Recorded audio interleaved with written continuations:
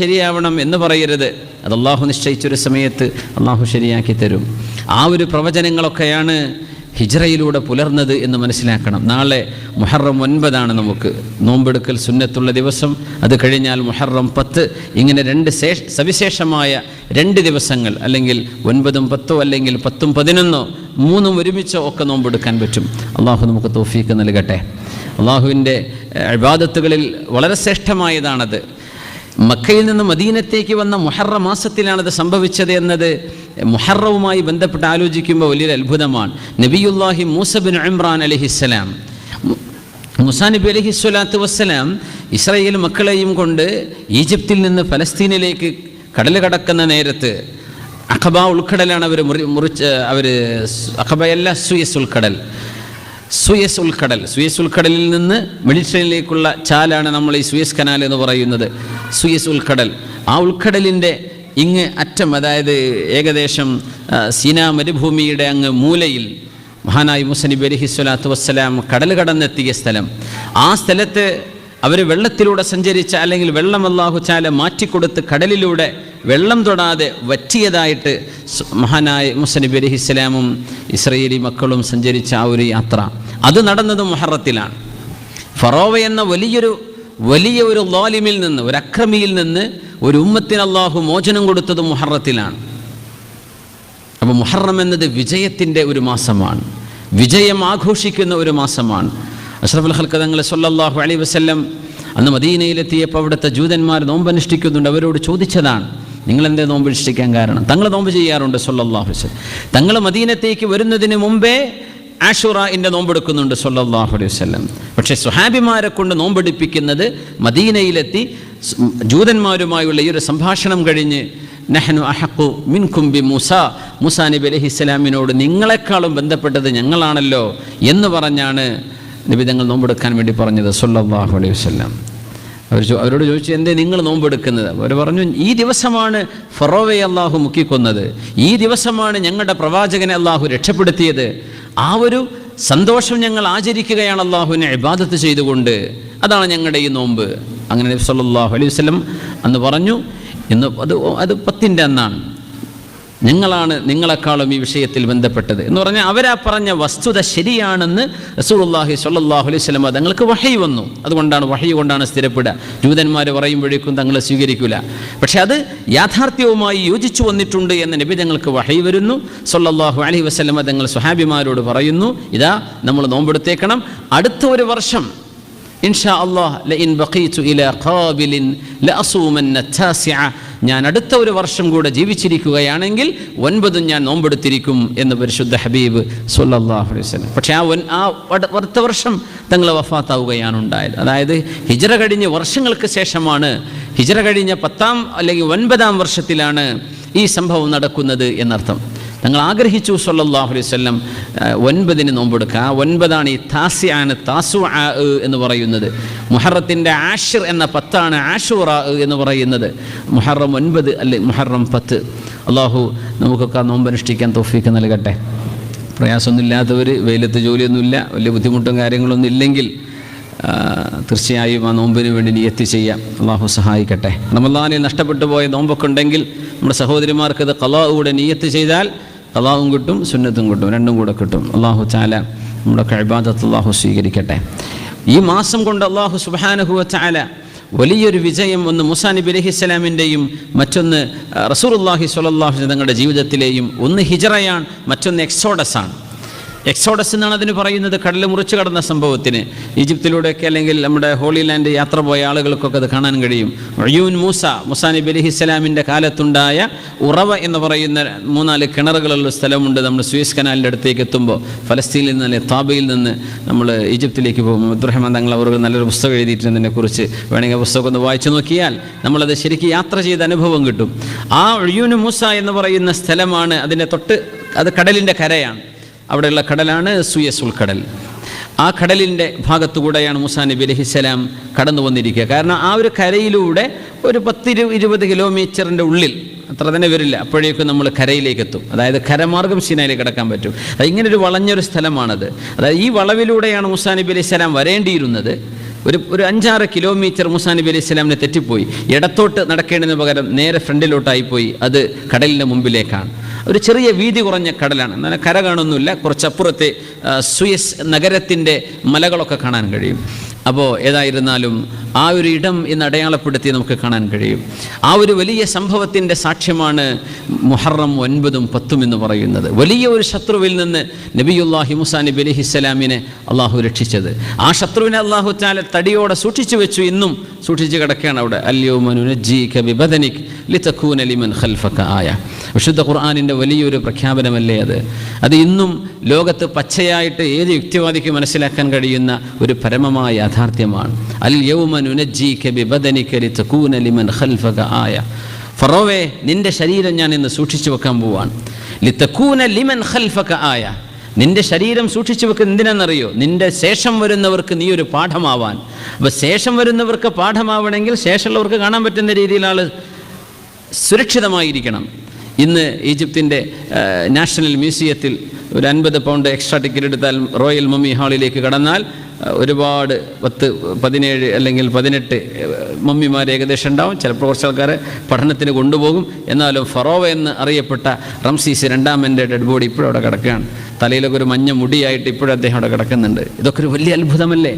21ാം നൂറ്റാണ്ടുകാർക്ക് ഖുർആനെ മനസ്സിലാക്കാൻ ആയിരക്കണക്കിന് സംഭവങ്ങൾ നമുക്ക് പഠിക്കാൻ കഴിഞ്ഞില്ല എന്ന് വരും. പക്ഷേ ഈ ഒരൊറ്റ സംഭവം മാത്രം പോരെ. അൽയൗമ നുനജ്ജീക ബിബദനിക ലിതകൂന ലിമൻ ഖൽഫക ആയ. ആ ഒരു കടല് കൂടിച്ചേർന്ന് ആ വെള്ളത്തിൽ അള്ളാഹു മുക്കിക്കൊന്ന ഫറോവ, മൂസാ നബി അലൈഹിസ്സലാത്തു വസ്സലാം എന്ന അള്ളാഹുവിൻ്റെ റസൂലിന് കിട്ടിയ രക്ഷയും, മൂസാ നബി അലൈഹിസ്സലാം അള്ളാഹുവിനെ അന്ധമായിട്ട് അനുസരിച്ചു എന്നതാണ് ഇതിലെ ഏറ്റവും വലിയ പാഠം നമ്മൾ പഠിക്കാനുള്ളത്. അതാണ് ഖുർആനിൻ്റെയും ഹദീസിൻ്റെയും വിഷയങ്ങളിൽ പലർക്കും തെറ്റുപറ്റുന്നതും അവിടെയാണ്. പല വിഷയങ്ങളും നമ്മൾ അന്ധമായിട്ട് വിശ്വസിക്കും. എന്തുകൊണ്ടെന്നാൽ 99% സത്യമായ ചില വിഷയം 1% നമുക്ക് ബോധ്യപ്പെട്ടില്ലെങ്കിലും നമ്മൾ എന്താ മനസ്സിലാക്കുക? 99 ശരിയെങ്കിൽ ഇതും ശരിയെന്ന് ഉറപ്പ് തന്നെയല്ലേ? സാധാരണക്കാർക്ക് അങ്ങനെ പറയാൻ പറ്റൂ, അങ്ങനെ മനസ്സിലാക്കാൻ പറ്റൂ. ഖുർആനെ പറ്റിയും ഹദീസിനെ സംബന്ധിച്ചും അത് 100% ശരി തന്നെയാണ് എന്ന് പഠിച്ച ആളുകൾക്ക് മനസ്സിലാവും. പഠിക്കാത്തവർ ഏതെങ്കിലും സാമ്പിളുകളെ അവർക്ക് എടുക്കാൻ പറ്റൂ. കാരണം പച്ചക്കറി നടത്തുന്നവർ, ഫിഷ് ബിസിനസ് നടത്തുന്നവർ, അരിക്കച്ചവടം നടത്തുന്നവർ, കഫ്തീരിയ നടത്തുന്നവർ, ഇവർക്കൊക്കെ ഖുർആൻ പഠിക്കാൻ സമയം കിട്ടുമോ? ഇല്ലല്ലോ. അവർക്കറിയുന്ന കുറച്ച് നാമ്പുകൾ ഓരോരുത്തർക്കും ടേസ്റ്റ് ചെയ്യാൻ കഴിയുന്ന വിധം അല്ലാഹു തആല മുഅ്ജിസാത്തുകളെ ഓരോരുത്തരുടെ ബുദ്ധിക്ക് മനസ്സിലാകുന്നത് അല്ലാഹു കൊടുത്തിട്ടുണ്ട്. അതാണ് അതിൻ്റെ അത്ഭുതം. ഖുർആനെ സംബന്ധിച്ചൊക്കെ നമ്മുടെ നാട്ടിലൊക്കെ വിവരമില്ലാത്ത കുറച്ച് ആൾക്കാരൊക്കെ വന്നിട്ട് ഖുർആനിൽ എന്തൊക്കെയാണ് പറഞ്ഞാൽ കോൺട്രഡിക്ഷൻസ് ഉണ്ട് എന്നൊക്കെ. ഭയങ്കര അത്ഭുതമാണ്. ഇതൊക്കെ പറയാൻ ഭയങ്കര ധൈര്യം വേണം. അതിൽ ഒരു മുൻഷി പറഞ്ഞത്, ഖുർആൻ ഞാൻ ഉണ്ടാക്കിക്കോളാം, ഒരു ഖുർആന് പകരം ഒരു കിതാബ് നിങ്ങൾ കൊണ്ടുവരൂ എന്നാണ് പറഞ്ഞത്. അത് ഞാൻ ഉണ്ടാക്കിക്കോളാം വെല്ലുവിളിച്ചിട്ട് ഒരു മുൻഷി തയ്യാറായിട്ടുണ്ട്. അത്തരം മുൻഷിമാരൊന്നുമില്ല. ഖുർആനിൻ്റെ അനന്തരാവകാശ നിയമങ്ങൾ അതുപോലൊരു ആയത്തുണ്ടാക്കി കൊണ്ടുവന്നോട്ടെ, ഇത് മാത്രം മതി. ലൈഫ് ടൈം അധ്വാനിച്ചാലും കിട്ടൂല. ഖുർആൻ്റെ പ്രത്യേകത ഗദ്യവും പദ്യവുമല്ലെന്നാണ്. It's neither prose no poetry. ഖുർആൻ കാവ്യമല്ല. കാവ്യത്തിന് ചില നിയമങ്ങളുണ്ട്, കവിതകളുടെ സ്ട്രക്ചറുണ്ട്. ആ സ്ട്രക്ചറിൽ വെച്ച് നോക്കിയാൽ കവിതയാണോ അല്ലേ എന്ന് മനസ്സിലായി. അതിനാണ് ഇൽമുൽ അറൂദ് എന്ന് പറയാം. ഇൽമുൽ അറൂദിൻ്റെ നിയമങ്ങൾക്ക് ബാധകമാണെങ്കിൽ ആ ഇൽമുൽ അറൂദുമായിട്ട് യോജിച്ച് വരുന്നുണ്ടോ അത് കാവ്യമാണ്. പക്ഷെ ഖുർആൻ കാവ്യമല്ല. എന്നാലോ ഗദ്യമാണോ? ഗദ്യവുമല്ല. എന്നാൽ കാവ്യം പോലെ പാടല്ല, അത് ഓതാൻ കഴിയും, പാരായണം ചെയ്യാൻ കഴിയും. അപ്പോൾ പാരായണം ചെയ്യാൻ കഴിയുന്ന പദ്യവും ഗദ്യവുമല്ലാത്ത ആശയസമ്പുഷ്ടമായത് നമ്മുടെ കേരളത്തിലെ മുൻഷിക്ക് എവിടെ നിന്ന് കിട്ടാനാണ്? പക്ഷെ അവരൊന്ന് പരിശ്രമിച്ച് നോക്കിക്കോട്ടെ. അവർ പറയുന്നത് തയ്യാറുണ്ടോ എന്ന് ഞാൻ ഇവിടുന്ന് പറയാണ്. അങ്ങനെ ആരെങ്കിലും അത് അറിയുകയാണെങ്കിൽ അവരോടൊന്നുമില്ല. ഖുർആൻ പറഞ്ഞ അനന്തരാവകാശ നിയമങ്ങൾ അത് മൂപ്പരുടെ ഭാഷയിൽ, മൂപ്പർക്കറിയുന്ന ഒരു ഖുർആനെ വെല്ലുവിളിക്കാൻ കഴിയുന്ന ഒരു ഭാഷയിൽ ഒന്ന് എഴുതിണ്ടാക്കട്ടെ. എന്നിട്ട് നമുക്ക് ജഡ്ജിമാരൊക്കെ വെച്ച് നോക്കാമല്ലോ പറ്റോ ഇല്ലേന്ന്. അത് ഗദ്യമാവരുത്, പദ്യവുമാവരുത്, പാരായണം ചെയ്യാൻ കഴിയുന്നതാവണം. ഇംപോസിബിൾ. ലൈഫ് ടൈം ഇരുന്നാൽ കിട്ടൂല. പക്ഷെ ഇതെന്താണെന്ന് മനസ്സിലാക്കാത്തവരാണ് ഈ സംഭവത്തിന് ഒരുങ്ങുക.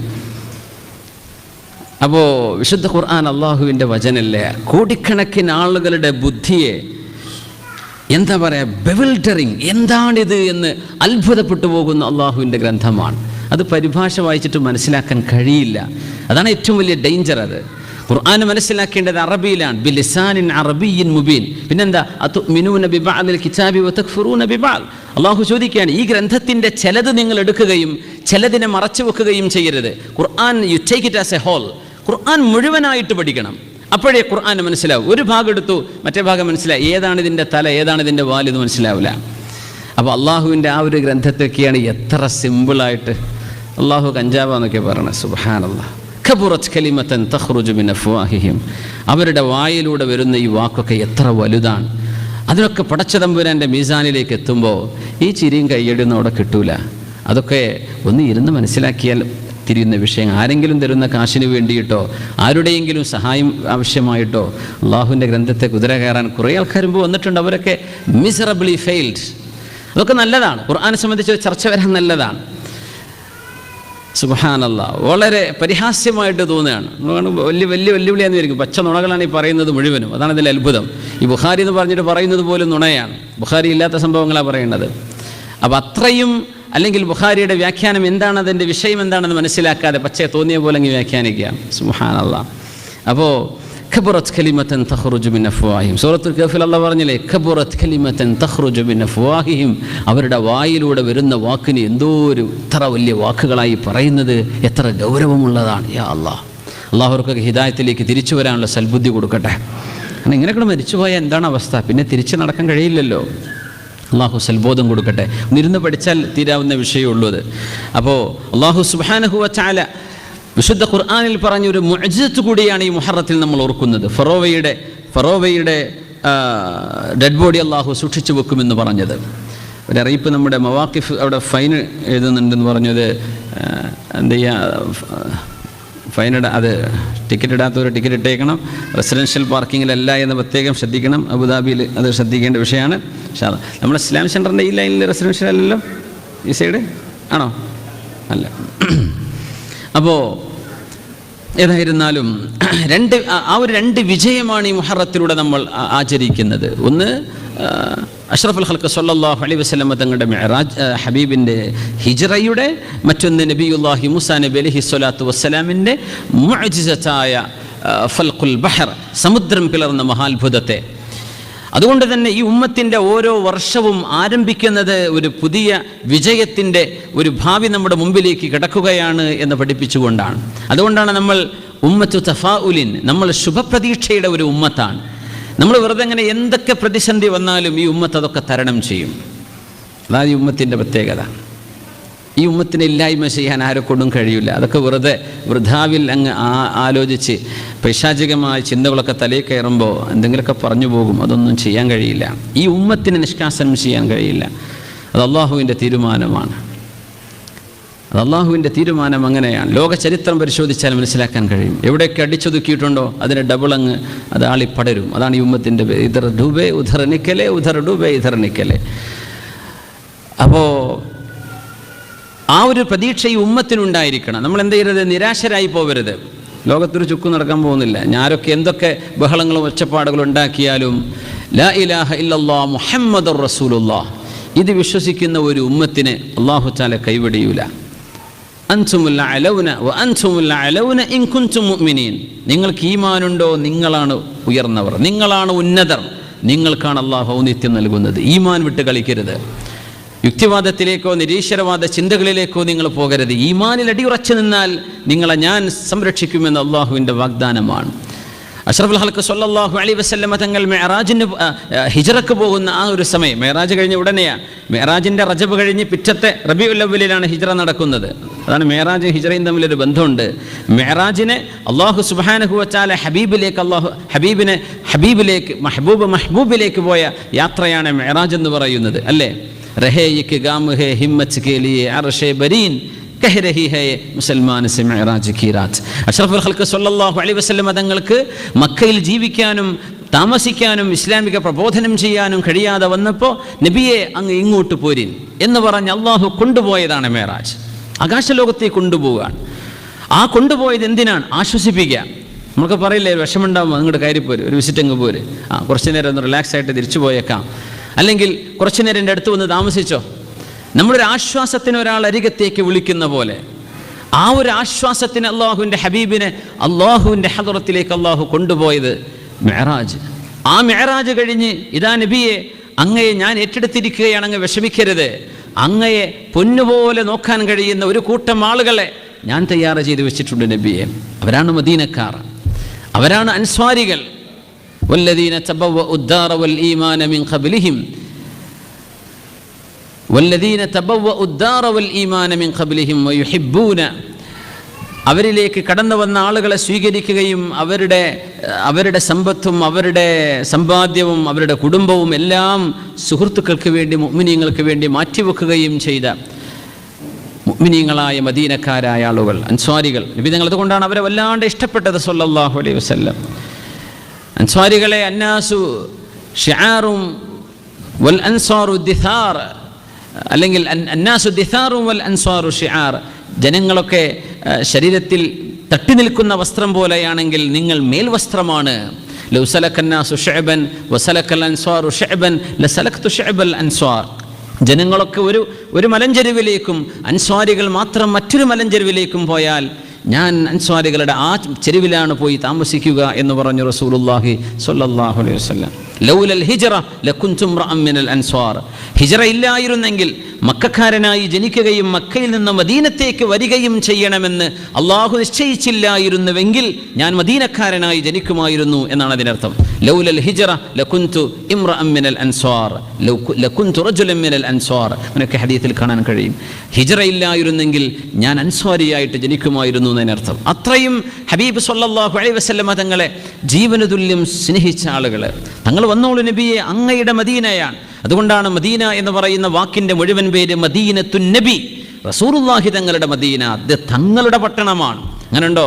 നമ്മൾ ഒരു നാട്ടുകാർ ആ നാട്ടിലേക്ക് ഒരു അതിഥിയെ വിളിച്ചിട്ട് പറയാ, ഇത് ഇത് നിങ്ങളുടേതാണ്, മദീനത്തുൻ നബി, ഇത് ഹബീബെ അങ്ങയുടെ മദീനയാണ് എന്ന് പറഞ്ഞ് നബി ഞങ്ങളെ ഏൽപ്പിച്ചതാണ് ഹിജ്റ എന്ന് പറയുന്നത്.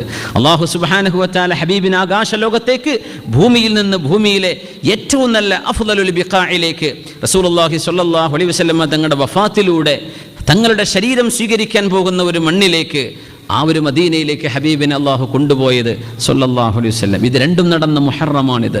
അതുകൊണ്ട് നമ്മളെ സംബന്ധിച്ചിടത്തോളം ഇത് ചരിത്രത്തിൻ്റെ എല്ലാവിധ സുഹൃതങ്ങളും സമ്മേളിക്കുന്ന ഒരു മുഹൂർത്തമാണ് ഈ മുഹറം മാസം എന്ന് പറയുന്നത്. എല്ലാവിധ നന്മകളും ഒത്തുചേർന്നിരിക്കുകയാണ്. ആ ഹിജ്റ കഴിഞ്ഞ ഉടനെ അല്ലാഹു സുബ്ഹാനഹു വ തആല അതിനെ സംബന്ധിച്ച് പറഞ്ഞത് എന്താണ്? ലമസ്ജിദുൻ ഉസ്സിസ അല തഖ്വ മിൻ അവ്വലി യൗമിൻ അഹഖു അൻ തഖൂമ ഫീഹി റിജാലുൻ യുഹിബ്ബൂന അൻ യതതഹറു വല്ലാഹു യുഹിബ്ബുൽ മുത്തഹിരീൻ. പരിശുദ്ധമായ ഹിജ്റ കഴിഞ്ഞ് നിബിധങ്ങൾ, ഇപ്പോൾ ഹിജ്റയാണല്ലോ മുഹറത്തിൻ്റെ അടിസ്ഥാനം. ആ ഒരു പരിശുദ്ധമായ ഹിജ്റ കഴിഞ്ഞ ഉടനെ മദീനയിൽ നടന്നത് മസ്ജിദിൻ്റെ നിർമ്മാണമാണ്. നമ്മൾ ആലോചിക്കണം, അത് ഒരു മസ്ജിദിൻ്റെ നിർമ്മാണമാണ് അവിടെ നടന്നത് എന്നത് വലിയൊരു അത്ഭുതമാണ്. ഒരു മസ്ജിദിൻ്റെ നിർമ്മാണം. സുബ്ഹാനല്ലാഹ്. ലമസ്ജിദുൻ ഉസ്സിസ അല തഖ്വ മിൻ അവ്വലി യൗമിൻ. ഹിജ്റയുടെ ഡേ 1 എന്ന് പറഞ്ഞാൽ 1 എന്ന് പറഞ്ഞിട്ട് 1-3 കാരണം അത് റബീഉൽ അവ്വലാണ്. 1301, അതായത് ഹിജ്റ 1. ഹിജ്റ 1 എന്ന് പറഞ്ഞാൽ 1 മുതൽ 100 വരെ ഹിജ്റ 1 എന്നാ കൂട്ടുക അല്ലേ? 1-ാം നൂറ്റാണ്ടാണ് ഹിജ്റ 1 0. അപ്പോൾ ഹിജ്റയുടെ 01 ഹിജ്റയുടെ 1-ാം വർഷത്തിലെ 3-ാമത്തെ മാസം, അവിടെ ഹിജ്റ വർഷത്തിലെ 3-ാമത്തെ മാസം, അതായത് റബീഉൽ അവ്വൽ, അതിലെ ഡേറ്റ് 1 എന്ന് പറയുന്നത് മസ്ജിദ് ഖുബാഇൻ്റെ ശിലാസ്ഥാപനം നടന്ന ദിവസമാണ്. ആദ്യമായിട്ട് മദീനയിൽ ചെന്ന് നടന്നപ്പോൾ, മദീനയിൽ ചെന്ന ഉടനെ റസൂലുള്ളാഹി സ്വല്ലല്ലാഹു അലൈഹി വസല്ലം തങ്ങൾ എന്ത് ചെയ്തു എന്ന് വിശുദ്ധ ഖുർആൻ എടുത്തു പറഞ്ഞത് തങ്ങളുടെ പ്രവർത്തനം മസ്ജിദാണ്. ലമസ്ജിദുൻ ഉസ്സിസ അല തഖ്വ മിൻ അവ്വലി യൗമിൻ, ദ ഫസ്റ്റ് ഡേ. നബി തങ്ങൾ കാലെടുത്ത് വെച്ച ആദ്യ ദിവസം സ്ഥാപിക്കപ്പെട്ട പള്ളി, അതാണ് മസ്ജിദ് ഖുബ.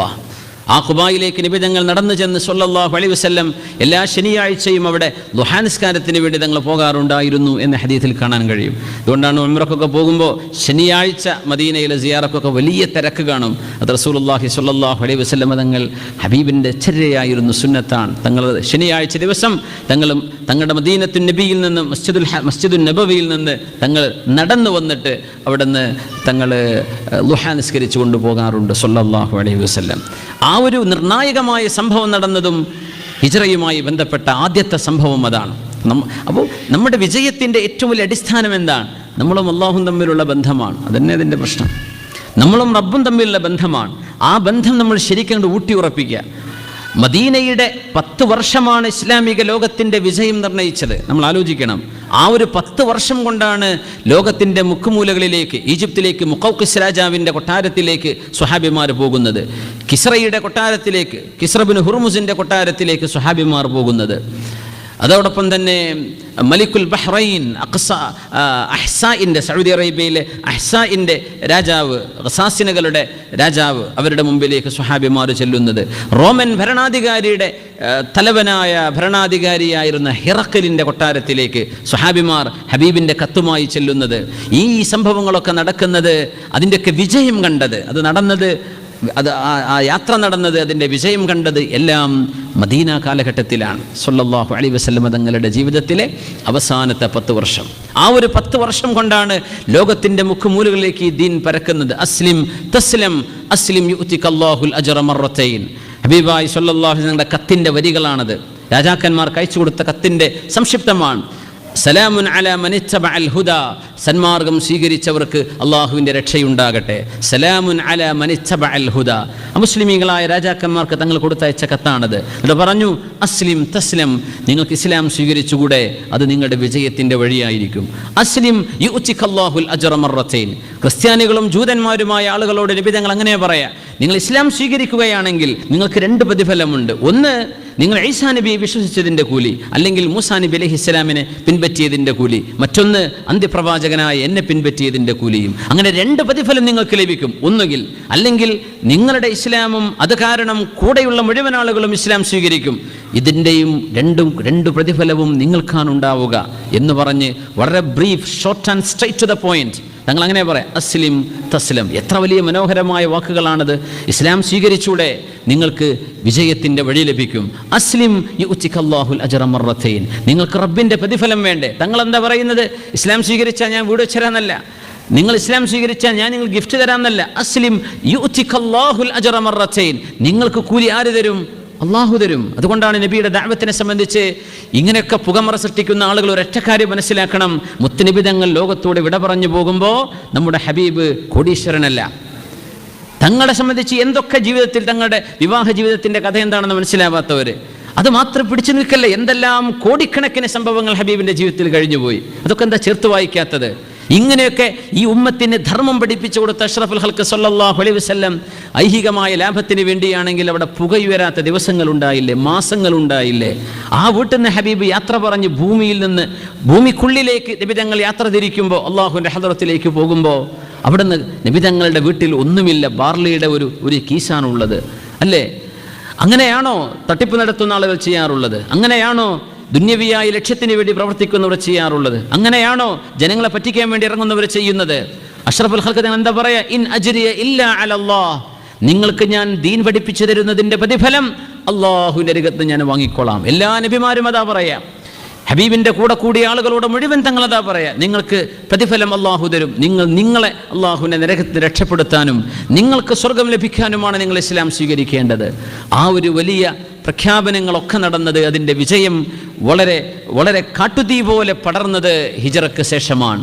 അഷ്റഫുൽ ഖൽഖ് സ്വല്ലല്ലാഹു അലൈഹി വസല്ലം തങ്ങളുടെ മദീനയിലേക്കുള്ള കാൽവെപ്പിന് ശേഷം തോല അൽ ബദ്റു അലൈന മിൻ സനിയാത്തിൽ വദാഇ വജബ ശുക്റു അലൈന മാ ദഅ ലില്ലാഹി ദാഇ. ഒന്ന് പാടി നോക്കല്ലേ, നമ്മൾ പാടുന്ന അറിയുന്ന വരികളാണത്, എപ്പോഴും നമ്മൾ പാടുന്നതാണ്. എന്നാലും അത് മുഹറത്തിലാണ് സ്വഹാബിമാ അല്ല, ആ ഒരു റബീഉൽ അവ്വലിൽ മുത്തുനബി തങ്ങളുടെ ഹിജറ നടന്ന സമയത്തല്ലേ അവർക്കത് പാടിയത്. മദീനയിലെ 10-60,000-ഓളം വരുന്ന ആളുകൾ ഹബീബിനെ സ്വീകരിക്കാൻ വേണ്ടി അവിടെ കാത്തു നിൽക്കുകയും വെയിലിൽ അതൊരു ജൂൺ ദിവസമായിരുന്നു, ജൂൺ കാലാവസ്ഥയിലാണ്, ജൂൺ മാസത്തിലായിരുന്നു. ആലോചിച്ച് നോക്കിയപ്പോൾ ജൂൺ കഴിഞ്ഞിട്ട് ഇപ്പോൾ ആകെ 2 മാസമല്ലേ ഉള്ളൂ, ജൂലൈ ഓഗസ്റ്റ് സെപ്റ്റംബറിലേക്ക് കടന്നിട്ടേ ഉള്ളൂ. എന്തായിരിക്കും അറേബ്യയിലെ ചൂട്? ആ ചൂട് നബി തങ്ങൾ വരുന്നു എന്ന് കേട്ടപ്പോൾ സല്ലല്ലാഹു അലൈഹി വസല്ലം, ഹബീബിൻ്റെ കൂട്ടുകാരൻ കൂടെയുണ്ട് സിദ്ദീഖ് റളിയല്ലാഹു അൻഹു, ആ 2 മഹത്തുക്കളെ കാണാൻ വേണ്ടി മദീനയുടെ അതിർത്തികളിൽ നിന്നുകൊണ്ട് പെണ്ണുങ്ങളും കുട്ടികളും പ്രായമായവരുമൊക്കെ കാത്തിരിക്കുകയാണ്. വരുന്നുണ്ടോ? ചിലരൊക്കെ മരത്തിൻ്റെ മീതെ കയറിയിട്ടുണ്ട്, ചോദിക്കുന്നുണ്ട് കാണുന്നുണ്ടോ? ഇല്ല എന്ന് പറയും. കുറേ നേരം കാത്തിരിക്കും. പിന്നെ ആരോ ഒരു ജൂതനാണ് വിളിച്ചു പറഞ്ഞു, ഇതേ കാണുന്നുണ്ടതാ നിങ്ങളുടെ ആൾ വരുന്നുണ്ടല്ലോ. അപ്പോഴേക്കും കൂട്ടമായ ആളുകൾ ഓടുകയാണ് ഹബീബിനെ സ്വീകരിക്കാൻ സല്ലല്ലാഹു അലൈഹി വസല്ലം. എത്ര വലിയൊരു വ്യത്യാസം നോക്കൂ, സുബ്ഹാനല്ലാഹ്. ഒരു നാട്ടുകാരെ കൊല്ലാൻ വേണ്ടി പിന്നാലെ കൂടാ, തല കൊണ്ടുവന്നാൽ 100 ഒട്ടകമുണ്ട് എന്ന് പറഞ്ഞ് പിന്നാലെ. അടുത്ത നാട്ടുകാർ പൂപോലെ നബിയെ ഇത് അങ്ങയുടെ നാടാണ്, എൻ്റെ വീട്ടിൽ താമസിക്കോ, എൻ്റെ വീട്ടിൽ നിന്ന് ഭക്ഷണം കഴിക്കോ, എൻ്റെ വീട്ടിൽ അങ്ങ് അന്തി ഉറങ്ങുമോ എന്ന് ആയിരക്കണക്കിന് ആളുകൾ ഹബീബിനോട് ചോദിക്കുന്ന ഒരു രംഗം. തിരിച്ചു പോരുന്നതും തിരിച്ചെത്തുന്നതും ഏത് വ്യത്യാസത്തിലാണ് നമ്മൾ ആലോചിച്ച് നോക്കൂ. ഒരു നാട് ഹബീബിനെ വേദനിപ്പിച്ചു, മറ്റൊരു നാട് ഹബീബിനെ കൈകൊടുത്ത് സ്വീകരിക്കുകയാണ് സ്വല്ലല്ലാഹു അലൈഹി വസല്ലം. അതുകൊണ്ടാണ് യൗമാനി ലാ അൻസാഹുമാ ഫി ഹയാതി, എൻ്റെ ജീവിതത്തിൽ ഒരിക്കലും 2 ദിവസങ്ങൾ ഞാൻ മറക്കില്ലെന്ന് പറഞ്ഞ അനസ് ഇബ്നു മാലിക് റളിയല്ലാഹു തആല യൗമുൻ ദഖല ഫീഹി നബി സ്വല്ലല്ലാഹു അലൈഹി വസല്ലം അൽ മദീന തനവറത്തിൽ മദീന യൗമ ദഖലഹാ റസൂലുള്ളാഹി സ്വല്ലല്ലാഹു അലൈഹി വസല്ലം. മുത്തനബി തങ്ങൾ മദീനയിലേക്ക് വന്ന ദിവസവും വയൗമുൻ തുവഫിയ ഫീഹി റസൂലുള്ളാഹി സ്വല്ലല്ലാഹു അലൈഹി വസല്ലം ഈ ലോകത്തോട് യാത്ര പറഞ്ഞ ദിവസവും. ഇത് രണ്ടും എനിക്ക് മറക്കാൻ കഴിയില്ലെന്ന് മഹാനായ അനസ് ഇബ്നു മാലിക് റളിയല്ലാഹു അൻഹു 100 വയസ്സ് വരെ ജീവിച്ച സ്വഹാബിയാണ്. എനിക്കത് മറക്കാൻ കഴിയില്ല. തനവറത്തിൽ മദീന, അന്ന് മദീനക്ക് വെളിച്ചമായിരുന്നു എന്ന് മഹാനായ സ്വഹാബി റളിയല്ലാഹു തആല തലഅൽ ബദ്റു അലൈന മിൻ സനിയാത്തിൽ വദാ വജബ ശുക്രു അലൈന ما دعا لله داع أيها المبعوث فينا جئت بالأمر المطاع جئت شرفت المدينة مرحبا يا خير مرحبا يا خير داع يا رسول الله صلى الله عليه وسلم الصلاة والسلام عليك يا سيدنا يا رسول الله الصلاة والسلام عليك يا حبيبنا يا رسول الله الصلاة والسلام عليك يا حبيبنا يا خير خلق الله അഷ്റഫുൽ ഖൽഖ് സ്വല്ലല്ലാഹു അലൈഹി വസല്ലം തങ്ങളുടെ ജീവിതത്തിലെ ഒരു സന്തോഷം, ഹബീബിൻ്റെ സന്തോഷം നമ്മുടെ സന്തോഷമാണ്. ഹബീബിൻ്റെ ജീവിതത്തിലെ ഏത് സന്തോഷ മുഹൂർത്തങ്ങളും മുഅ്മിനീങ്ങൾക്ക് സന്തോഷമാണ്. ഹബീബിൻ്റെ ജീവിതത്തിലെ വിഷമങ്ങളും വേദനകളും നമ്മുടെ വേദനയാണ്, നമ്മുടെ വിഷമമാണ്. ഒരു ഉമ്മത്തിൻ്റെ മനസ്സ് യോജിപ്പിച്ച ഒരു യാത്രയുടെ തുടക്കമാണിത്. ആ യാത്ര അവസാനിച്ചിടത്ത് സ്നേഹമാണ് നബി തങ്ങൾ ഉണ്ടാക്കിയെടുത്തത്. ആ യാത്ര അവസാനിച്ചിടത്ത് നമ്മുടെ ഹിജറ കലണ്ടറിൻ്റെ നിർണായകമായ സംഭവം, ഈ നമ്മുടെ കലണ്ടർ തന്നെ ആരംഭിക്കുന്നത് ഹിജറയിലൂടെയാണെന്ന് നമ്മൾ മനസ്സിലാക്കിയല്ലോ. ആ ഹിജറയിലൂടെ മുത്തനബി തങ്ങൾ ചെയ്തത് എന്താണ്? പാവപ്പെട്ട മുഴുവൻ ആളുകളെയും, അൻസ്വാരികളെ, നിങ്ങൾ മുതലാളിമാരാണ്, നിങ്ങൾ കൃഷിയുള്ളവരാണ്, മക്കയിൽ നിന്നിൻ്റെ കൂടെ വന്ന ആളുകളെ, അവർക്ക് കച്ചവടമുണ്ട് മക്കയിൽ, പക്ഷേ അവിടത്തുകാർ തൊടാൻ വിട്ടിട്ടില്ല. അവരുടെ കയ്യിൽ സമ്പാദ്യമുണ്ട്, വീടുണ്ട്, ഒന്നും എടുക്കാൻ വിട്ടിട്ടില്ല. അവർ തടി കൊണ്ട് ഓടി രക്ഷപ്പെട്ടു വന്നതാണ്. അതുകൊണ്ട് അവർ പാവങ്ങളാണ്. നിങ്ങളവരെ നോക്കണേ. അതുകൊണ്ട് ഓരോ മുഹാജിറിനെയും ഓരോ അൻസ്വാരിയും ഏറ്റെടുക്കണം. അങ്ങനെ സ്വഹാബിമാരെ ഏറ്റെടുക്കുകയാണ് പരസ്പരം. ഓരോ അൻസ്വാരിയും നിങ്ങൾ എൻ്റെ കൂടെ വാ, ഞാൻ എൻ്റെ വീട്ടിലേക്ക് നിങ്ങളെ കൊണ്ടുപോകാം. എത്ര ദിവസം, നിങ്ങൾക്ക് എത്ര കാലം വേണോ അത്രയും. അങ്ങനെ ഓരോ സ്വഹാബിയെയും ഓരോരുത്തർ ഏറ്റെടുക്കുകയാണ്. ഫാറൂഖ് റളിയല്ലാഹു അൻഹുവിനെ ഏറ്റെടുത്തത് ഒരു സ്വഹാബിയാണ്. അദ്ദേഹം മദീനയിലെ ടൗണിലൊന്നും വീടില്ല, വീട് കിടക്കുന്നത് ഒരു മലമുകളിലാണ്. കാന യസ്കുനു ഫി അആലിൽ മദീന, മദീനയുടെ ഉയർന്ന പ്രദേശങ്ങളിൽ താമസിക്കുന്നു എന്ന് പറഞ്ഞാൽ ഡെയിലി മല കയറണം. അങ്ങനത്തെ ഒരു വീട്ടിലെ ആര് കിടന്നത്? ഉമർ ഇബ്നുൽ ഖത്താബ് റളിയല്ലാഹു. വർഷങ്ങളോളം പിന്നെ ഉമർ തങ്ങൾ വീട് വെച്ച് മസ്ജിദ് നബിയുടെ അരികത്തേക്ക് വരുന്നത്. അത്രയും കാലം ഉമർ റളിയല്ലാഹു. നോക്കണം, ഉമർ തങ്ങൾ ആരാ? ഉമർ റളിയല്ലാഹു അൻഹുവിൻ്റെ കുടുംബം ജഡ്ജിമാരാണ്.